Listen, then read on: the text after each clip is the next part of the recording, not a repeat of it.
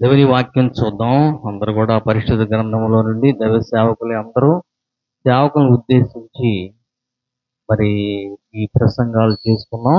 మనందరం కూడా దైవ సేవకులు కనుక మరి యోహాను సువార్త 20వ అధ్యాయము యోహాను సువార్త 20వ అధ్యాయము 19వ వచనం చదువుకుందాం. యోహాను సువార్త 20వ అధ్యాయము 19 ఒకసారి చదువుకుందాం. ఆదివారం సాయంకాలమున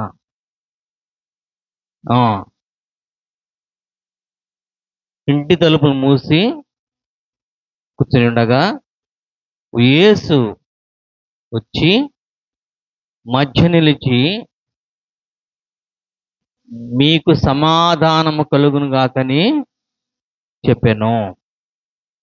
తర్వాత 25వ వచనం మాట్లాడుతుంది, నేను చేతులు పెట్టి చూస్తేనే తప్ప నేను నమ్మనమాట. దాంట్లో ఎక్కడ 25 కనుక తక్కిన శిష్యులు మేము ప్రభువును చూచితమని అతనితో చెప్పగా అతడు, నేను ఆయన చేతులలో మేకుల గుర్తులు చూసి నా వ్రేలు ఆ మేకుల గుర్తులలో పెట్టి నా చెయ్యి ఆయన ప్రక్కలో ఉంచితేనే గాని నమ్మనని వారితో చెప్పారు. చాలా మంచి మాటలు కదా. మరి ఇండియాకు వచ్చినటువంటి తోమా, సువార్థికుడిగా వచ్చిన తోమా ఉద్దేశాన్ని, అతని యొక్క మనసులో ఉన్నది ఎంత డౌట్ఫుల్ మనిషి అంటే అంత డౌట్, అనుమానాస్పదం. ఇండియాలో అనుమానం ఉందంటే కానికి మూలం ఎవరంటే తోమే. 3.5 సంవత్సరాల పరిచర్య చేశాడు, ప్రభువుతో తిరిగాడు, ప్రభువుతో అన్నిట్లో పార్టిసిపేట్ చేశాడు. చివరికి గొర్రెలన్నీ కూడా ఇటు గొర్రెలు అటు వెళ్ళిపోయినాయి. అయితే మళ్ళీ గ్యాదర్ అయ్యారు, ఒకచోట కూర్చున్నప్పుడు ప్రభు ప్రత్యక్షమయ్యాడు. అప్పుడు లేడు తోమా. వాళ్ళు చెప్పారు, మేము ప్రభువుని చూసామండి, ఆ యేసయ్యని కరెక్ట్గా చూసాము, మహిమ శరీరంలో చూసాము అని. అంటే అన్నమాట ఏంటంటే, నేను మాత్రం ఆయన చేతుల్లో ఆ గాయాల్లో నా చేతులు పెట్టి నేను కన్ఫర్మ్ చేసుకున్నాక నేను నమ్మను, మీరు చెప్తే నేను నమ్మను. ఎంతమంది చెప్తున్నారు యేసుక్రీస్తు గురించి, యేసయ్య పునరుద్ధానాన్ని గురించి? 10 మంది చెప్తున్నారు. 10 మంది చెప్తున్నారు, మేము చూసామయ్యా, మేము చూసామంటే నేను నమ్మను, ఎట్టి పరిస్థితులు కూడా నమ్మను అన్నాడు. ప్రభు అన్నాడు కదా, ప్రత్యక్షమయ్యి అన్నాడు కదా, తోమా వాళ్ళతో కాదు కదా, నువ్వు వచ్చి నీ డౌట్ తీర్చుకోమన్నాడు. తీర్చుకోమన్నప్పుడు యేసు ప్రభు యొక్క గాయాల్లో చేతులు పెట్టాడంట. ఎప్పుడైతే యేసు ప్రభు వారు దగ్గరకు వచ్చి ఆయన గాయాలు చూశాడో, అరిచేతులు చూశాడో, అరిచేతుల్లో తోమా యొక్క రూపాన్ని ప్రభు చెక్కాడంట. చెక్కిన రూపం కనిపించింది అరచేతులలో. ఏమండి, చూసింది ఒకటి, జరిగింది ఒకటి. ఏమన్నాడు? రోమా గవర్నమెంట్, జూలియస్ సీజర్ చక్రవర్తి, పిలాతు యేసు ప్రభు వారిని సిలువేశాడు కదా, ఆయన గాయాలు చేశారు కదా, సిలువలో మేకులు కొట్టారు కదా, ఆ మేకులు నేను చూస్తాను అని అంటే ప్రభు ఏం చెప్పించాడంటే, ఆయన్ని ఏ విధంగా తన యొక్క అరిచేతిలో చెక్కాడో, ఏమండి, యేసు ప్రభు తన యొక్క శిష్యుడైనటువంటి 12 శిష్యులలో ఒకడైనటువంటి తోమాని ఏ విధంగా అరిచేతిలో చెక్కాడో ప్రతిరూపం చూసి ఆశ్చర్యపోయాడంట. ఏమండి, ఒకటి తెలిస్తే ప్రభు కూడా తెలుస్తుంది. ఆయన యొక్క స్వరూపం, ఆయన యొక్క సౌందర్యము. మరి ఈ 12 మంది శిష్యుల యొక్క 12 మందిలో ఒక ఆయన డిస్క్వాలిఫై అయిపోయాడు. ఈ 11 మంది శిష్యుల యొక్క ఆ ప్రతిరూపాన్ని, నిన్ను నన్ను ప్రతి దైవ సేవకుడిని, ప్రతి సేవకుడిని తన అరిచేతుల్లో ప్రభు చెక్కున్నాడండి. తన అరిచేతిలో చెక్కున్నాడో అంత రక్తం గారి ఉంటుందండి. ఎంత రక్తం గారు ఇశ్రాయేలీలు ప్రజలు యేసు ప్రభు సిలువేస్తే రక్తం గారు ఇది వేరే విషయం. కానీ నిన్ను నన్ను ప్రతి సేవకుడును ప్రభు తన అరిచేతిలో చెక్కున్నాడు. ఎంత రక్తం గారు ఉంటుంది? ఏరులై పారిందండి రక్తం, ఏరులై పారింది. యెషయా గ్రంథము 44వ అధ్యాయము 13వ వచనం చదవండి. యెషయా గ్రంథము 44వ అధ్యాయము 13వ వచనము. వడ్లవాడు నూలు వేసి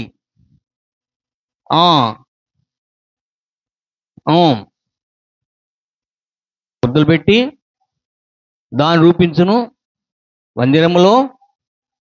ఎవరండి ఎక్కడ స్థాపించవాలని? You should be established the congregation of God. దేవుని మందిరములో అంటే దేవుని సంఘములో తను స్థాపించవలనని. ఏ రూపం అండి? నరరూపము గల దానిగాను, నర సౌందర్యము గల దానిగాను. చక్క చిక్కాడండి తోమాని ప్రభు అరిచేతిలో నరరూప సౌందర్యమో, పరలోకపు సౌందర్యమో, పరలోకపు పరమ నరుడైన యేసు ప్రభు వారు ఒక నరుడైనటువంటి పురుగు లాంటి మానవుడిని తన అరిచేతిలో చెక్కున్నాడు. ఆయనకు వచ్చిన అనుమానం ఒకటి, జరిగింది ఒకటి. ఏమంటే క్లారిఫికేషన్ చేసుకోవాలి అనుకున్నాడు. నిజంగా యేసు ప్రభు వారి యొక్క గాయాలను చూడాలనుకున్నాడు. ప్రభు ఏం చెప్పాడంటే తన స్వరూపాన్ని, తోమా యొక్క స్వరూపాన్ని అరిచేతిలో చక్కగా సొక్కాడంట. సౌందర్యము గలదాను, నర సౌందర్యము గలదాని గాను. రక్తం గారు ఉంటుందండి. ఒక పశువును వధిస్తే మనం ఎరుగుదాం, ఒక పశువును వధిస్తే ఆ పరిసర ప్రాంతం మొత్తం రక్తమయం అయిపోయి ఉంటుంది. కానీ ప్రభు లోకం సిలువేయబడితే ఒక ఎత్తు అయితే, తోమా యొక్క స్వరూపాన్ని, నర సౌందర్యాన్ని తన యొక్క చేతులు చెక్కవలనని వాక్యం అనే కత్తితో, రెండంచుల కత్తితో, ఏమండి ఎలాంటి వాక్యం అండి? రెండంచుల కత్తితో నరికేడంట. కరుణగల హస్తాలను, జాలి కలిగిన హస్తాలను. స్వరూపం కనిపిస్తుందండి. ప్రత్యేకించి అద్దంలో చూడాల్సిన అవసరం లేదు. యేసు ప్రభు యొక్క ఆ గాయాల్లో ఎవరి స్వరూపం కనిపిస్తుందంటే తోమా స్వరూపం కనిపిస్తుంది. నీ స్వరూపం కనిపిస్తుంది, నా స్వరూపం కనిపిస్తుంది. అప్పుడు అలిగిందయ్యా ప్రభువా నన్ను క్షమించయ్యా అన్నాడు. సహోదరుడా, ఎంత డౌట్గా ఉన్నాడో, ఎంత అనుమానటువంటి వ్యక్తి. ఈ అనుమానం క్లారిటీ అయిపోయింది. రెండు ప్రాబ్లమ్ సాల్వ్ అయినాయి. ఒకటి, లోకం కోసం బలైపోయినప్పుడు సిలువలో వేసిన మేకులు కనిపిస్తే, ఆ మేకులు లోపటికి వెళ్ళి చూస్తే ఏం కనిపించిందంటే తన సౌందర్యం, తన ప్రతిరూపం కనిపించిందంట. అద్దం ముందు నిలబడితే ఎవరు ప్రతిబింబం కనిపిస్తుందండి? ఎవరు నిలబడితే వాళ్ళ ప్రతిబింబం కనిపిస్తుంది. పరమ మరియు అర్థమైన యేసుక్రీస్తు యొక్క గాయాల్లో, ఏమంటే నీ గాయాల్లో కాదు, ఆయన గాయాల్లో భద్రంగా తోమాను చెక్కాడట. స్వరూపం చెక్కినప్పుడు ఎంత చర్మం తెగిపోయి ఉంటుంది, ఎన్ని ఎముకలు ఇరిగిపోయి ఉంటాయి, ఎన్ని నరాలు తెగిపోయి ఉంటాయి, ఎంత రక్తం ఏరులై కారి ఉంటుంది. చూడయ్యా అన్నాడు. చూసి ప్రభువా నన్ను క్షమించయ్యా, నన్ను క్షమించా. అంతకుముందు అనలా. వాళ్ళతో చెప్తున్నాడు శిష్యులతో, నేను నమ్మనంటే ప్రభు రెండంతల ఆశీర్వాద దేవుడు నీ ఎడల, నా ఎడల ఎంత కృప చూపిస్తున్నాడు. నీకు తెలిసింది కొంచెమే, నీకు తెలిసింది ఒక పాళ్ళే. దేవుడు ఎక్స్ప్రెస్ చేసిందంటే 7 పాళ్ళు ఎక్స్ప్రెస్ చేసింది నీ ఎడల తనకున్న ప్రేమ. తన జాలిగల హస్తాల్లో, తన కరుణగల హస్త, 2 చేతులు, ఒక చేతిలోనేమో నర సౌందర్యము గలదానిగా, నరరూపముగాను, రెండవ చేతిలో నర సౌందర్యము గలద. రెండు ఉన్నాయి అక్కడే. యెషయా గ్రంథము 44వ అధ్యాయం 13వ వచనములో 2 ఆకారాలు ఉన్నాయి. ఒకటి నరరూపముగాను, నర సౌందర్యముగాను. నరులలో సౌందర్యవంతుడు యేసు ప్రభువారు, పరమ నరుడు. ఆ నరుడు యొక్క స్థానంలో తోమాను పెట్టాడు. ఎంత సౌందర్యమో! పరలోక సౌందర్యం అంటే బైబిల్ నిర్వచనం ఏంటంటే అందము వ్యర్థము, అందము మోసము, సౌందర్యము ఇది ఈ పరలోకపు సౌందర్యము. పరలోకపు సౌందర్యముతో తన అరిచేతుల్లో తోమా యొక్క ప్రతిరూపం కనిపిస్తుంది. నరుడు లాంటి ఒక మనిషి యొక్క స్వరూపం చక్కగా కనిపిస్తుంది. సహోదరుడా, ప్రతి దైవ సేవకుడిని దేవుడు తన అరిచేతుల్లో చెక్కాడు. నిన్ను చెక్కాడు, నన్ను చెక్కాడు, అందరిని చెక్కాడు. దాచిపెట్టుకున్నాడు. ఎంత రక్తం కారిపోయింది అనేది కాదు, భద్రపరిచాడు. సహోదరుడా, సౌందర్యము, నరుడు, పరమనరుడు, ఈ లోక సంబంధమైన నరుడును తన యొక్క అరిచేతుల్లో చెక్కున్నాడు. అప్పుడు అన్నాడు కదా, ప్రభువా నన్ను క్షమించు, నేను ఇండియాకి వెళ్తాను ప్రభువా సువార్త అన్నాడు. చూచి నమ్మిన వాళ్ళకంటే అది ఆ డెఫినేషన్ అన్నాడు కదా. ప్రభువా నువ్వు వైద్యుడు కదా, సమస్తాన్ని బాగు చేయగలవు కదా, మానసిక రోగాలను శారీరక రోగాలను నువ్వు స్వస్థపరుస్తావు కదా ప్రభువా, నా అనే అవిశ్వాసాన్ని బాగు చేయి ప్రభు అని ప్రార్థన చేశాడంట. సహోదరుడా, అవిశ్వాసమును బాగు చేయి ప్రభు అంటే అవిశ్వాసాన్ని బాగు చేసి విశ్వాసాన్ని బలపరిచాడు. సహోదరుడా, నీ జీవితంలో, నా జీవితంలో ఎన్నో సమస్యలు సాతానుడు క్రియేట్ చేస్తాడు, ఎన్నో శోధనలు క్రియేట్ చేస్తాడు, ఎన్నో బాధలు క్రియేట్. ఆ బాధల యొక్క, ఆ శోధన యొక్క వలయములో నుంచి వచ్చిన వాడు తోమా. ఆయన డౌట్ క్లారిటీ చేసుకున్నాడు, ఇండియాకు వచ్చాడు, సువార్త చేశాడు. ఏమండి, మొదట కన్ఫర్మ్ చేసుకోవాలి, నీ పరిచర్య, నీ పిలుపు, నీ యొక్క నిర్ణయం ప్రభువుకు అనుసంధానమైనదే ఉండాలి. ప్రభు యొక్క ఆ ముద్ర వేయబడి ఉండాలి. మనందరం దైవ సేవకులమే. ఇండియాకు వచ్చి సువార్త ప్రకటించాడు, ఏ డౌట్ లేదో. ఆయన హస్తములో, ఎవరి హస్తం అండి? పరమ పరిశుద్ధుడైనటువంటి దేవుని యొక్క హస్తములో తన యొక్క ప్రతిరూపం చక్కగా కనిపిస్తుంది. అద్దంలో నిలబడితే మనకి ఎలా కనిపిస్తుంది? ఎలా కనిపిస్తుంది? మన ప్రతిరూపం మనకు కనిపిస్తుంది. మురిగ్గా ఉంటే మురిగ్గా కనిపిస్తుంది, ఆరోగ్యం ఉంటే ఆరోగ్యం అనిపిస్తుంది. ఇక్కడ తన మురికి స్పష్టంగా అగపడుతుంది. ఆ మురికిలో నుంచి పరిశుద్ధుడైపోయి క్రీస్తు రక్తంలో కడగబడి సువార్త చేశాడు, ఇండియాలో సువార్త చేశాడు.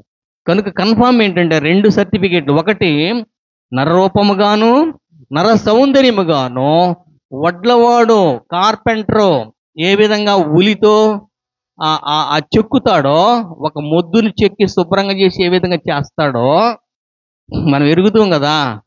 కార్పెంటర్ ఏం చేస్తాడంటే ఒక అడవిలో ఉండి ఒక ముద్దుని తీసుకొచ్చి నువ్వు ఏ రూపం కావాలంటే ఆ రూపంలో చెక్కుతాడు. మంచం కావాలంటే మంచం చేస్తాడు, ఇంటికి తలుపులు కావాలంటే తలుపులు చేస్తాడు, కిటికీలు కావాలంటే కిటికీలు చేస్తాడు.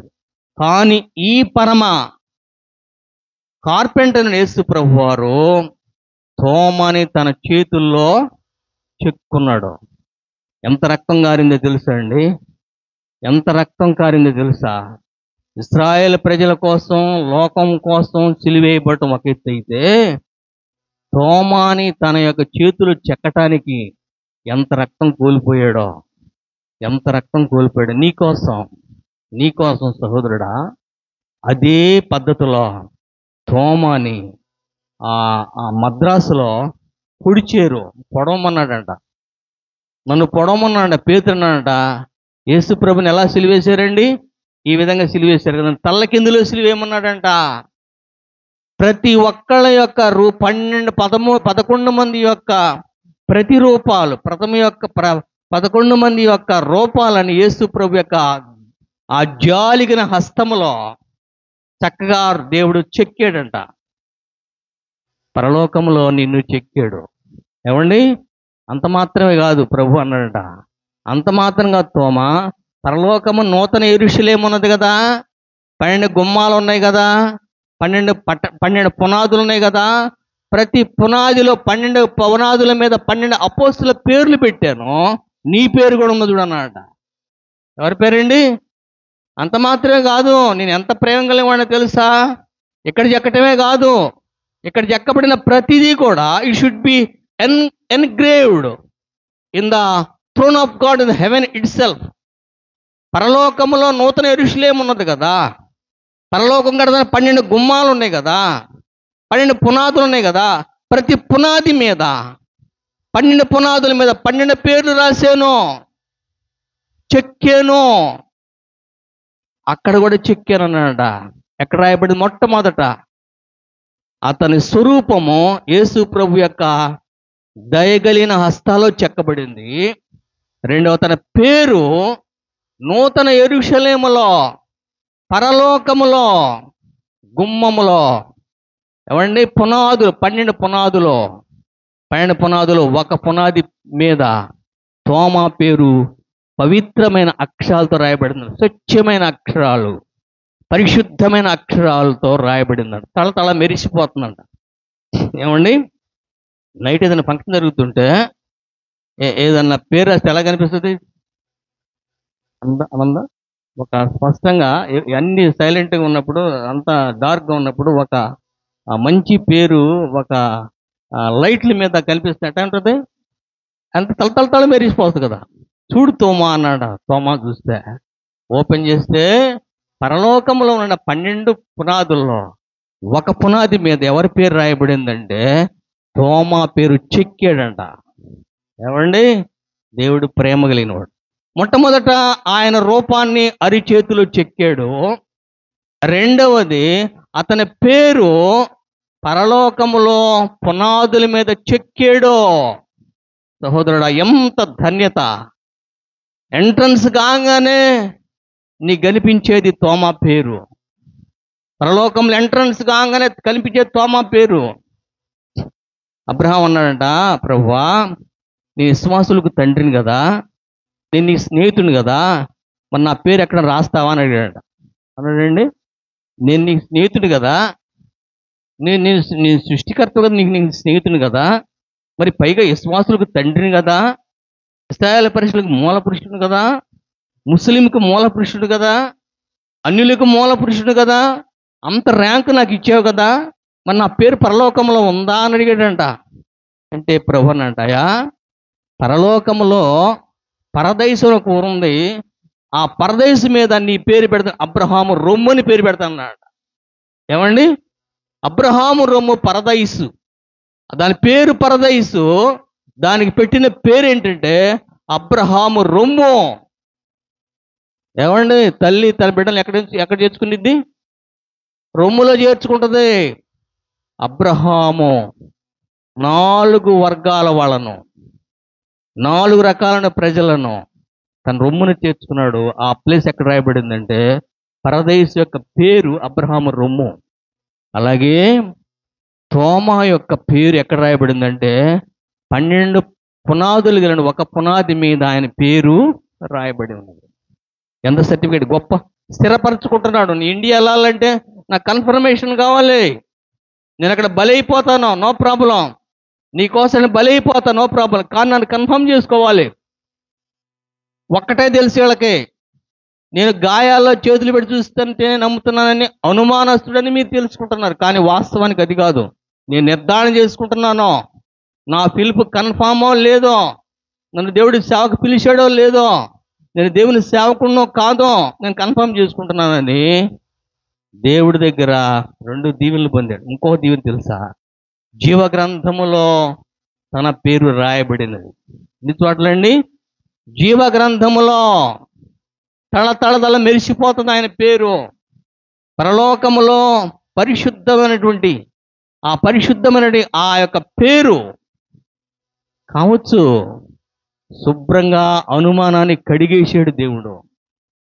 ఎంత ఘోర పాపినైనా దేవుడు క్షమిస్తే. ఇర్మియా గ్రంథం ఉంటుంది కదా, దుష్టులారా,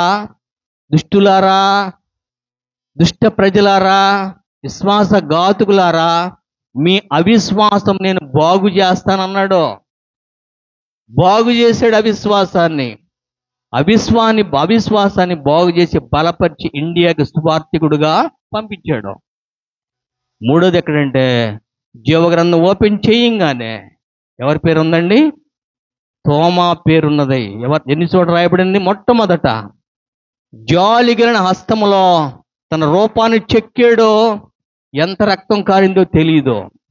సృష్టికర్త నీ కోసం సిలువలో బలైపోవటం ఒక ఎత్తు అయితే, తన స్వరూపాన్ని నీ రూపంలో, తన స్వరూపాన్ని నీ యొక్క అరిచేతులు చెక్కటానికి ఎంత రక్తం కారిపోయింది చూడండి.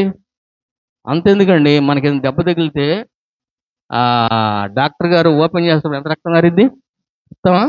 చెప్పలేము, అంత రక్తం కారిద్ది. మరి ఒక సృష్టిలో ఉన్న ప్రతి ఒక్కళ్ళని తన అరిచేతులు చెక్కటానికి ఎంత రక్తం కారి ఉంటుందండి? మనకు ఒకటే తెలుసు, యేసుప్రభు సిలువలో బలైపోయాడు అన్నాడు. కానీ నిన్ను తన అరిచేతులు చెక్కటానికి ఎంత రక్తం కోల్పోయింది తెలుసా? ఎన్ని ఎముకలు ఇరిగిపోయినాయి తెలుసా? ఎన్ని నరాలు తెగిపోయినాయి తెలుసా? ఎంత చర్మం ఊడిపోయిందో తెలుసా? కానీ నిన్ను ప్రేమిస్తున్నాడండి. మొట్టమొదటి చెక్కింది తన జాలిగలిన కరుడుగల హస్తంలో. రెండవది, ఆ పరమ శిల్పి అయిన యేసు ప్రభు వారు పరలోకంలో వంటి ఆ పునాది మీద ఎవరి పేరు చెక్కాడండి? తోమా పేరు చెక్కాడు. మూడవది, జీవ గ్రంథములో. ఏమండి, ఏ గ్రంథం అండి? జీవ గ్రంథములో తోమా పేరు స్పష్టంగా పడుతుంది. ఈ మూడు కన్ఫర్మ్ చేసుకొని ఇండియాకి సువార్థికుడిగా వచ్చాడు.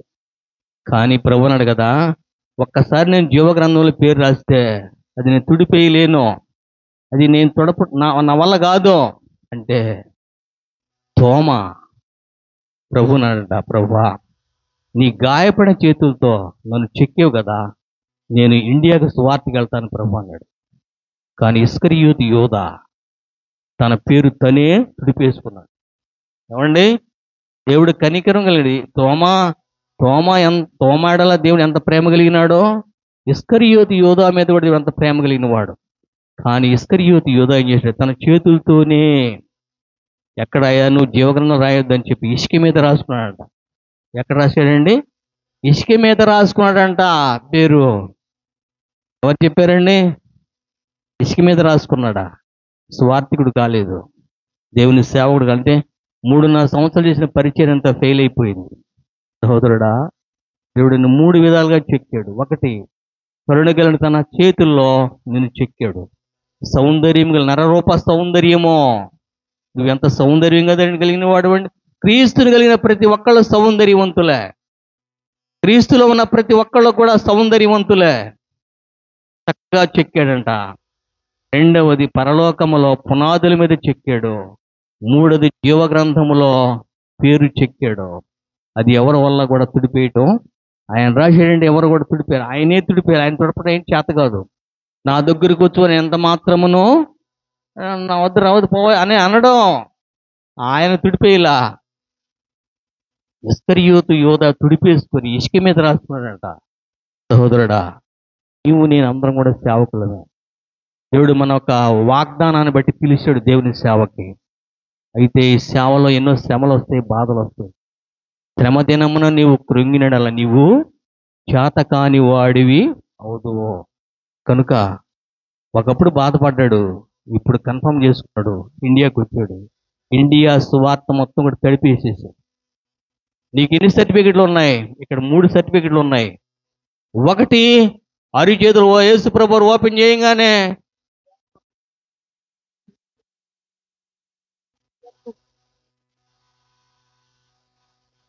పరలోకములో పునాదుల మీద అతని పేరు చెక్కబడింది. మూడవది, జీవగ్రంథంలో అతని పేరు ఉన్నది. కనుక సువార్థికుడయ్యాడు. కొన్ని వేల కోట్ల ఆత్మలు దేవుని రాజ్యానికి తీసుకుని వెళ్ళాడు. లోకంలో ఉన్నప్పుడు దేవుడు మన పిలిచాడు, ఏర్పాటు చేసి ఎన్నుకున్నాడు. ఏ ఏ ఏ వాక్యం ద్వారా పిలిచాడో ఆ వాక్యాన్ని నీరుగట్టి ఫలింపజేసేది దేవుడు. తల నుంచి కళ్ళు మూసి ప్రార్థన చేసుకుందాం. పరిశుద్ధుడా, కృపగల దేవాన్ని వందనాలు. ప్రభువా, ఇండియాకు వచ్చినటువంటి ప్రభువా తోమా, ప్రభువా తన అనుమానాన్ని, అవిశ్వాసాన్ని చేత బాగు చేయించుకొని ప్రభువా పరిశుద్ధమైనటువంటి ప్రభువాని సేవ చేయడానికి పూనుకున్న దాన్ని బట్టి వందనాలు. నేను సేవకుడని ప్రభువా తన అరిచేతిలో ప్రభువా నీ అరిచేతు తన యొక్క స్వరూపాన్ని చూసే కన్ఫర్మ్ చేసుకున్నాడు తండ్రి. అదేవిధంగా పరలోకములో పునాదుల మీద తన పేరు రాయబట్టం చూశాడు తండ్రి. ప్రభువా జీవగ్రంథములో తన పేరు రాయబట్టం చూశాడు తండ్రి. కనుకనే ఇండియాకు సువార్థికుడిగా వచ్చి కోట్ల కొలది నీ రాజ్యానికి తీసుకుని ఉన్న దాన్ని బట్టి వందనాలు. అతన్ని మేము ఆదర్శంగా తీసుకొని మాకు ఉంచబడినటువంటి పన్యములో ప్రభా మాకు ఇచ్చిన సేవా పరిచర్యలో మేము ముందు పడడానికి సహాయం చేయమని యేసయ్య పరిశుద్ధ నామములో ప్రార్థన చేసేటికి వేడుకుంటున్నాం తండ్రి. ఆమేన్.